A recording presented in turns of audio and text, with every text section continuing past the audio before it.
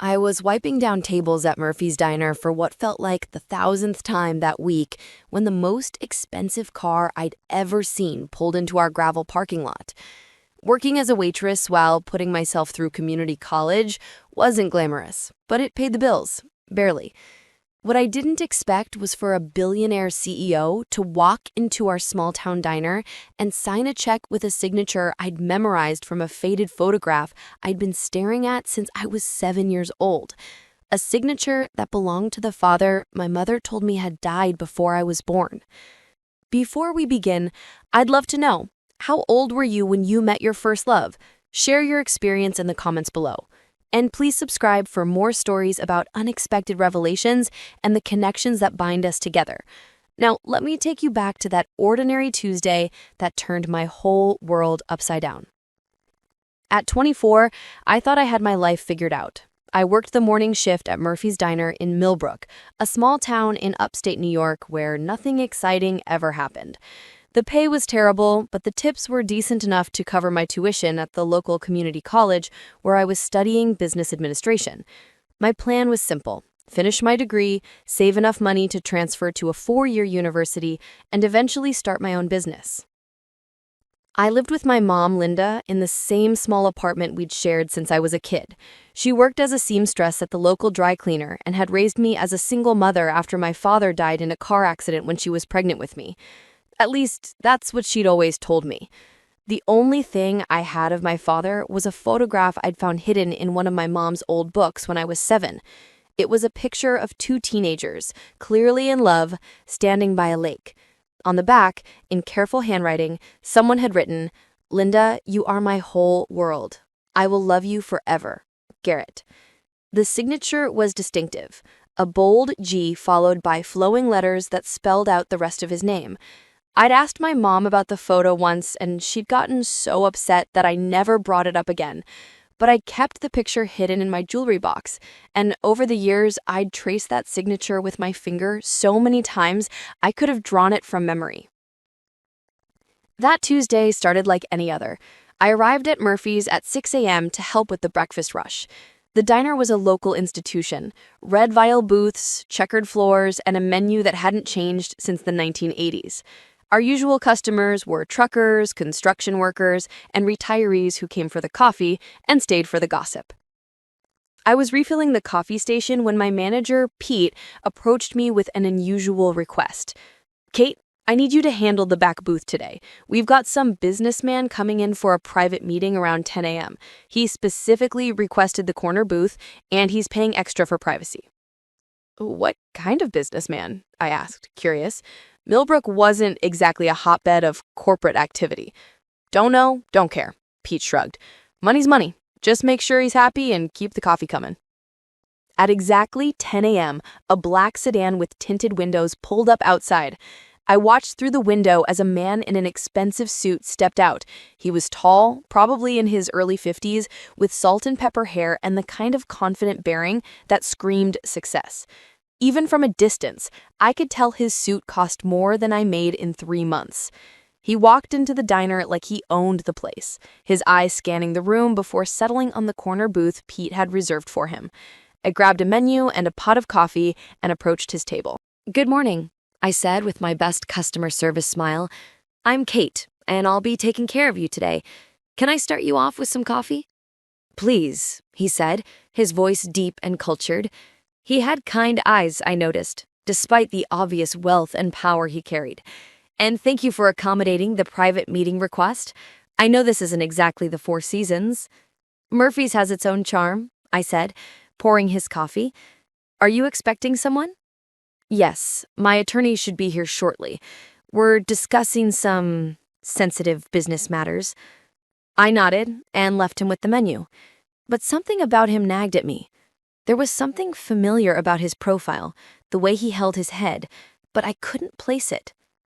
20 minutes later, another man in a suit arrived, clearly the attorney. They spent the next 2 hours in intense conversation, speaking in low voices about contracts and acquisitions. I kept their coffee cups full and brought them lunch, but I tried to give them privacy. The attorney had given him some papers when I noticed their cups were empty. I approached their table. He had pulled out a gold pen and was signing the document. From where I was standing, I could see his signature clearly, and my blood turned to ice. The coffee pot fell from my hand, shattering on the floor and attracting the attention of the entire diner. He looked at me, scared, and I immediately started apologizing and ran to the back to get a rag to clean up the mess. Pete came to me and tried to get some satisfaction, but I didn't have time for explanations. I needed to take another look at that signature. So I ran back to the businessman's booth and looked at the pile of papers as he signed a new page. The bold G, followed by flowing letters. The exact same signature I'd been staring at in that hidden photograph for 17 years. "Sir," I said, my voice barely above a whisper, "that's my dad's signature." He looked up at me again, confusion clear on his face. "I'm sorry, what did you say?" "Your signature," I said, my hands starting to shake. "It's identical to my father's, but that's impossible because he died before I was born." The color drained from his face. He stared at me for a long moment, really looking at me for the first time. I watched as his eyes took in my features, my dark hair, my green eyes, the shape of my face. "What's your name?" he asked quietly. "Kate Baker?" "And your mother's name?" "Linda Baker." The heavy gold pen slipped from his fingers and shattered on the floor, the sound echoing through the suddenly quiet diner. He gripped the edge of the table, his knuckles white. "Linda Baker," he repeated, his voice hollow. "From Buffalo?" "Yes, but how do you—" "How old are you?" "I turned 24 last week." "Oh my God," he whispered. "You're her daughter. You're my daughter." The world seemed to tilt sideways. I grabbed the back of a nearby chair to steady myself. "That's impossible. My father died in a car accident. My mother told me—" "Your mother told you your father was dead?" His voice was filled with pain and disbelief. "Kate, my name is Garrett Kane. I was 17 when I fell in love with your mother. We were going to get married after graduation, but her parents, they didn't approve of me." I felt like I was going to be sick. "Garrett Kane? The one who owns Kane Industries?" He nodded slowly. "Your mother, she just disappeared. One day she was there, and the next day her family told me she'd moved away and didn't want to see me anymore. She moved to live here in Millbrook with her aunt. She was pregnant with me." "Pregnant," he repeated, the word hitting him like a physical blow. "She was pregnant, and she never told me." I pulled out my phone with trembling hands and showed him the photograph I'd taken of the picture years ago. "Is this you?" He looked at the image on my screen, and tears began forming in his eyes. "That was taken at the lake, the summer before she left. I gave her that picture the day before she moved away. I wrote on the back that I would love her forever." "I found it when I was 7, I said, my own voice breaking. "I've been staring at your signature my whole life, wondering about the father I thought was dead." Garrett reached across the table and gently took my hand. "Kate, I swear to you, I had no idea you existed. If I had known your mother was pregnant, if I had known she had my child, I would have moved heaven and earth to find you both. But why would she lie? Why would she tell me you were dead?" "Because she was 18 years old, pregnant and scared," he said softly. "Because her parents had probably convinced her that I was no good for her, that I would ruin her life. Because she thought she was protecting you from a father who might not want you." I thought about my mother, about the sadness I'd sometimes seen in her eyes when she thought I wasn't looking, about the way she'd never dated anyone seriously, never seemed interested in finding love again. She never got over you, I realized. She never married anyone else. She's been alone all these years. "And I never got over her," Garrett said. "I built an empire. I have more money than I could spend in 10 lifetimes. but I never found anyone who made me feel the way Linda did. I never stopped hoping that someday I'd see her again. We sat in silence for a moment, both of us trying to process the magnitude of what we'd discovered. "Are we sure?" "You are my dad," I asked finally. "Kate, you have my eyes. I'm sure you are my daughter. And, if you'll let me, I'd like to get to know my daughter. And I'd like to see your mother again, to understand why she felt she had to carry this secret alone for 24 years. She's going to be terrified when she finds out you know. She's going to think you hate her for keeping me from you." "I could never hate her," Garrett said firmly. "I'm hurt, yes. I'm devastated that I missed your entire childhood. But I understand why she did what she did. She was protecting you the only way she knew how." I looked at this man, my father, standing across from me in a small-town diner, and I felt a strange mixture of anger, joy, and overwhelming sadness for all the years we'd lost. I have so many questions. I have 24 years worth of questions. But we have time now. We have all the time in the world. That evening, I sat in our small apartment waiting for my mother to come home from work. I'd called in sick for my evening shift, claiming a family emergency. It wasn't exactly a lie. When Mom walked through the door at 6:30 p.m., tired from her day at the dry cleaner, I was sitting at our kitchen table with the old photograph in front of me. "Kate, what's wrong? You look like you've seen a ghost." "Mom, we need to talk about my father." The color drained from her face, and she sank into the chair across from me. "Honey, you know your father died before you were born. Why are you bringing this up now?" "Because I met him today, Mom. I met Garrett Kane." She went completely still, her eyes fixed on the photograph between us. "That's impossible," she whispered. "He came into the diner today. When he signed a document, I recognized his signature from this picture. Mom, he's alive. He's been alive this whole time, and he never knew about me." Tears began streaming down her face. "Oh God, Kate, oh God, what have I done? Why did you lie to me? Why did you tell me he was dead?" "Because I was 18 and terrified and ashamed," she said, her voice breaking. "Because my parents convinced me that he would ruin my life, that he was just a poor boy with no future who would drag me down. Because when I found out I was pregnant, I was already living here with my aunt, and I was too scared and too proud to call him. But Mom, you could have told me the truth when I got older. You could have tried to find him." "How could I?" she asked desperately. "How could I call him after 24 years and say, 'Oh, by the way, you have a daughter I never told you about'?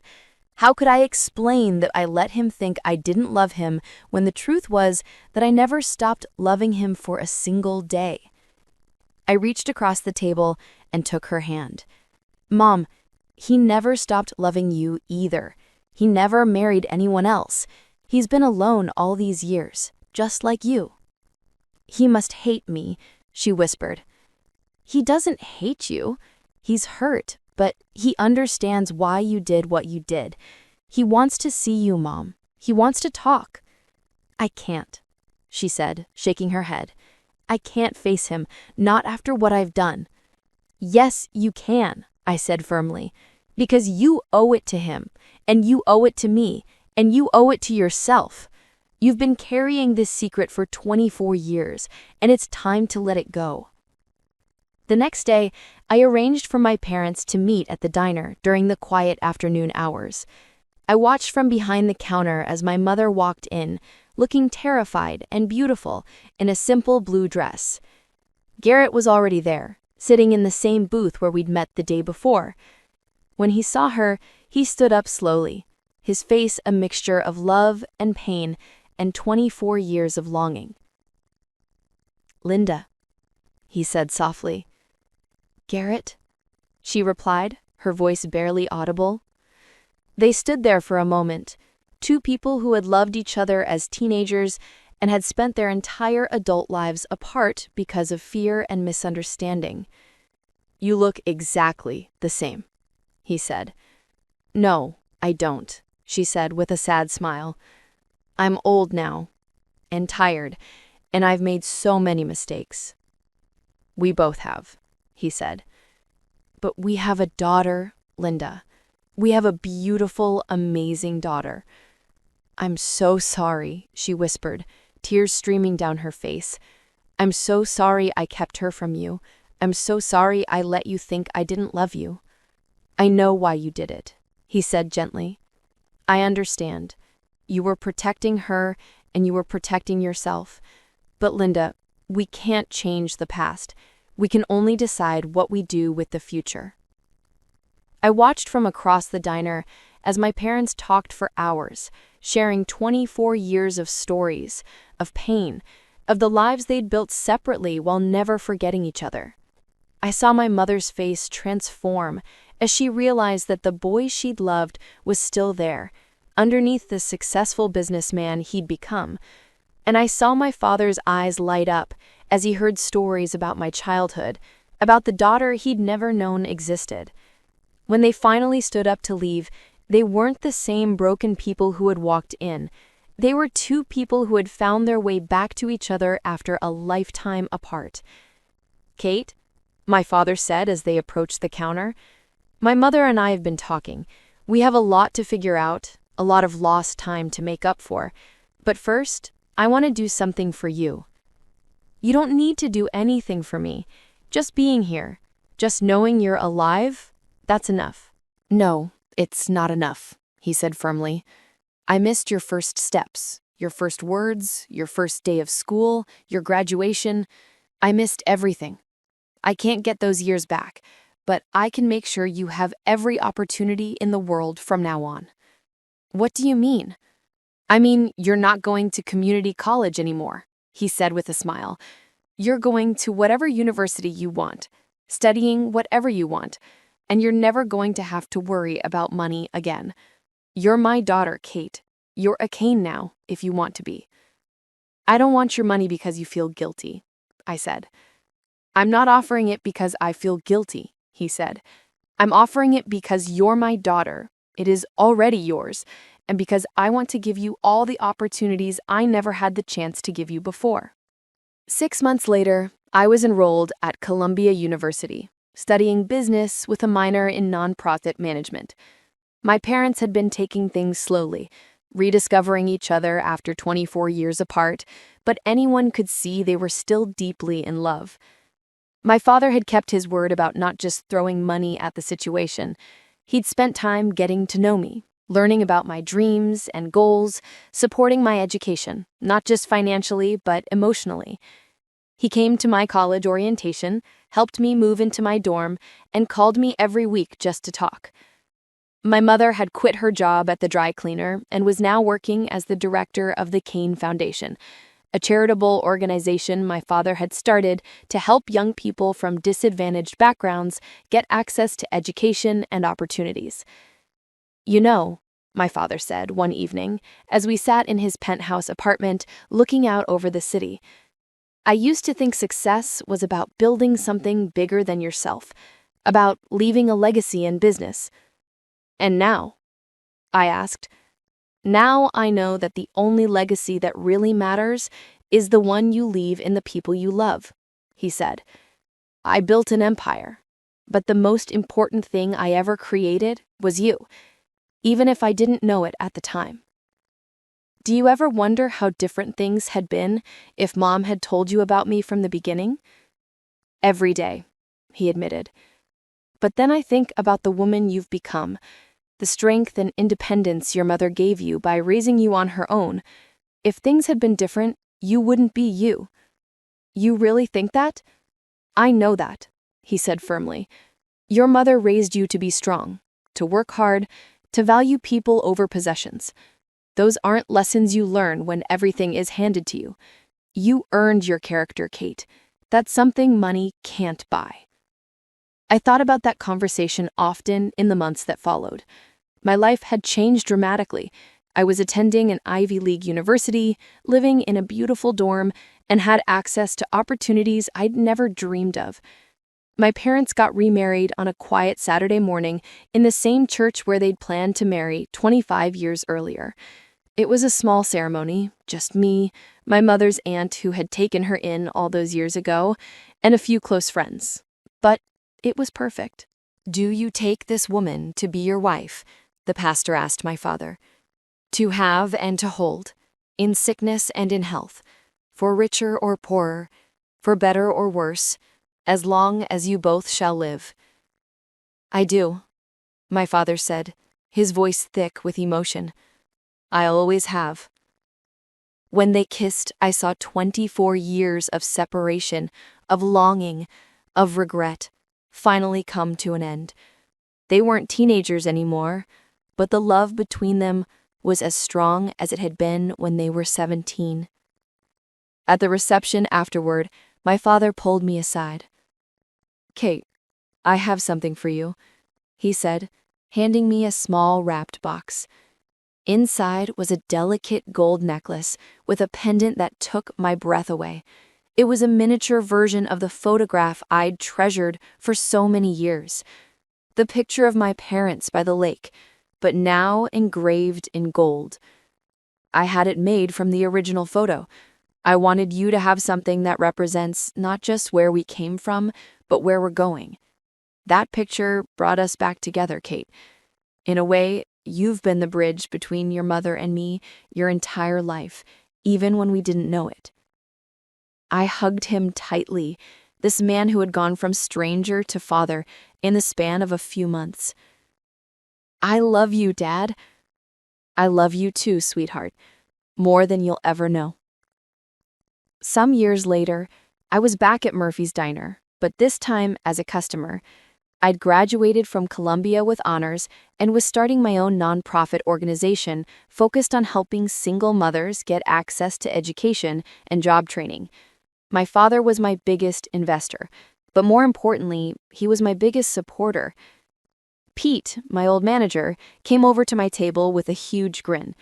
"Well, look who's back. How's the fancy college girl doing?" "Good, Pete. Really good. Actually, I wanted to talk to you about something." "Oh yeah? What's that?" "I'm starting a foundation, and I want Murphy's to be one of our partner locations.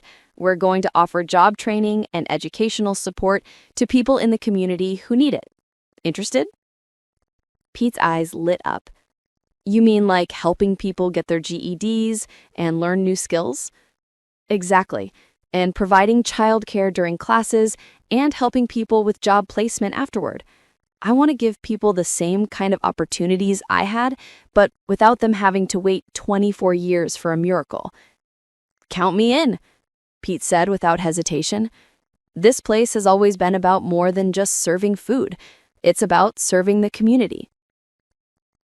As I sat in that familiar red vinyl booth, looking around at the diner where my life had changed forever, I thought about the power of small moments.